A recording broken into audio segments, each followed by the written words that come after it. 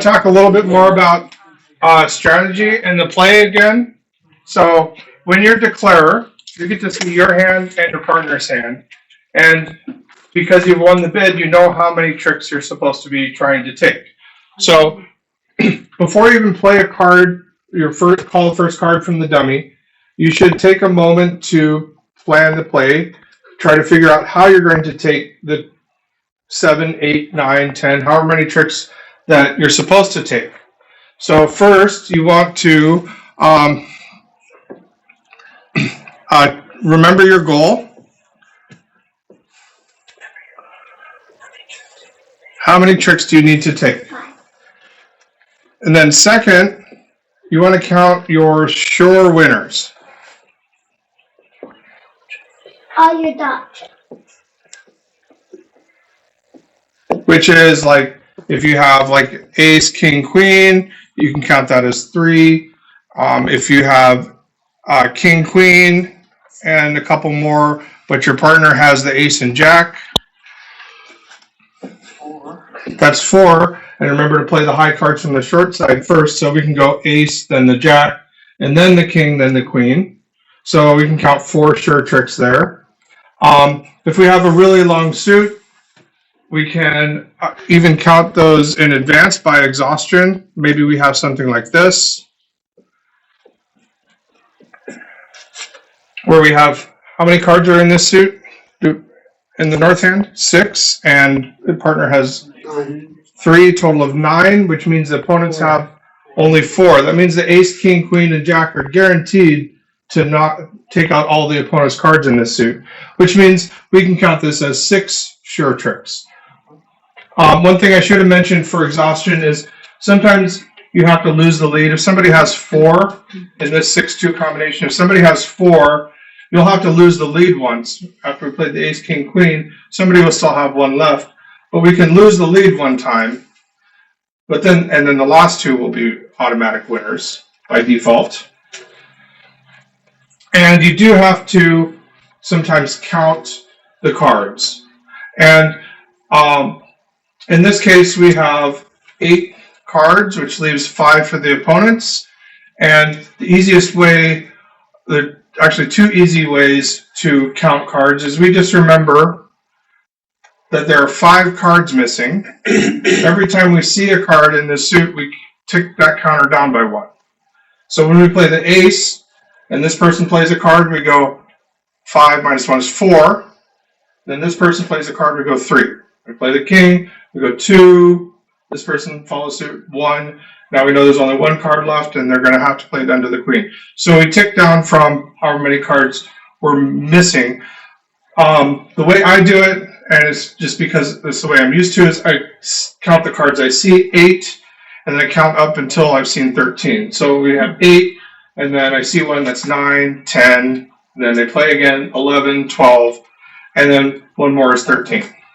So I see a lot of beginners doing a lot of unnecessary math, because they'll say, okay, I played the ace of, let's call this hearts. Play the ace of hearts, and everybody follows suit. And then they're all turned down, and they say, oh, everybody followed suit. That's 4 hearts. And I can see 6, that's 10. There's 10 from 13 is 3. There's 3 left. Okay, play another heart. Everybody follows suit. I say, okay, hearts have been played twice. Everybody followed suit. That's 4 times 2 is 8. 8 plus the 4 that I can still see is 12. There's 1 left. That's a lot of unnecessary math, and you will wear yourself out. Just count down. Counting by ones is super easy. So just go 5, 4, 3, 2, 1, 0. When you get to 0, you know they're all gone. Here, you'll start with 9. 9 from 13 is 4, and then you can just count down. Even if only one person has all the hearts, maybe they have 10, 9, 8, 7, you can just go, all right, 9, there's 4 missing. Oh, they played 1, there's 3, 2, 1, 0. They're all gone, and the rest of my hearts are good. Okay, so we count our sure winners, and then most of the time, we won't have enough to win the contract yet. If you have enough to win the contract, then just go ahead and make your contract, which I'll put in here as kind of a side note. if you have enough tricks to make your contract, get rid of the trump. If the opponents have trumps, they can trump one of your winners, and what you thought would take a trick is not going to take a trick. And pulling trump almost always involves counting down and making sure that the opponents have run out of trump. Okay, that's if you pull trump if you have enough to make your goal. Sometimes you'll need those trumps to do other fancier things, but if you can make your contract, make sure to get rid of the trumps first. And then third, if you don't have enough tricks to make your contract, then you need to look for buildable tricks.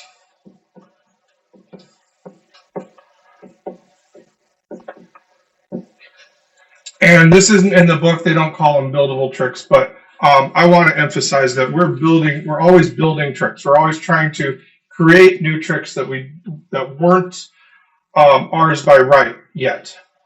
So if this is our hand, for example, and let's say, our dummy, let's give ourselves a couple of kings here. Really good.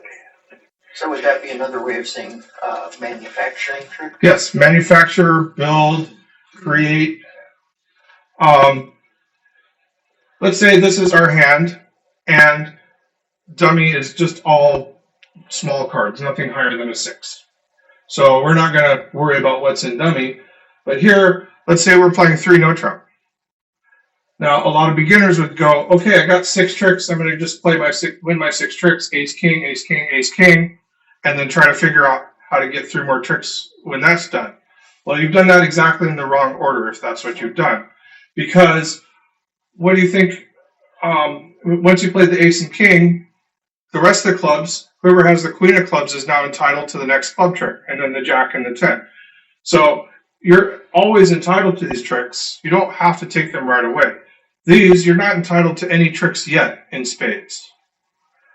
But by simply leading the king of spades, then eventually they're going to play the ace, and then you're entitled to the next 3 tricks. Oh, but only once the ace is gone. So you have to build these tricks.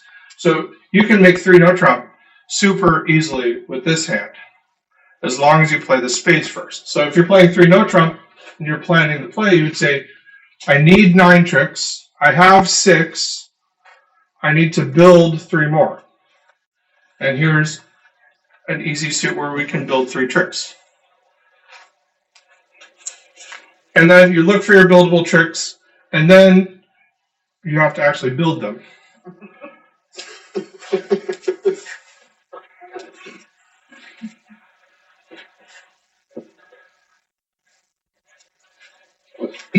So I'm fond of saying that there's 2 phases in the play of every hand. There's building tricks, and then there's taking your tricks, or cashing. And that is cash as in money. We have to cash those tricks, put them in the bank. And once you've built those tricks, then once you've figured out that we have 9 tricks, then you can go back and just take your tricks. And make sure that there are no enemy trumps there to interrupt you taking winners. Okay.